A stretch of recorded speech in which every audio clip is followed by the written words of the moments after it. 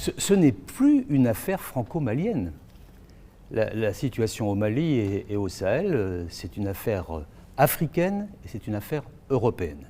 La meilleure preuve, c'est que les pays de la communauté des États d'Afrique occidentale, les 13 pays, ont pris une position unanime, à la fois pour condamner ce que fait la junte après ces 2 coups d'État, et aussi pour prendre des sanctions pour empêcher le Mali de dériver dans une situation de quasi-dictature. Nous allons proposer de les appliquer au niveau européen, de les reprendre pour une partie d'entre elles à l'égard à la fois des dirigeants maliens, mais aussi des mesures économiques et financières qui ont été prises par les pays africains.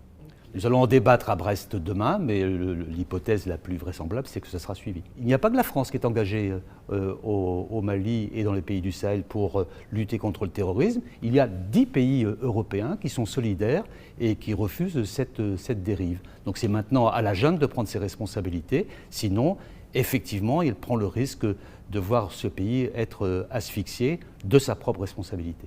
On sait maintenant très clairement que les mercenaires de la force Wagner sont présents au Mali de manière significative. Ce sont, je le rappelle, des mercenaires anciens combattants russes qui sont transportés par des avions russes et qui sont dotés d'armements russes. Mais à cette heure, les Russes estiment qu'ils n'existent pas.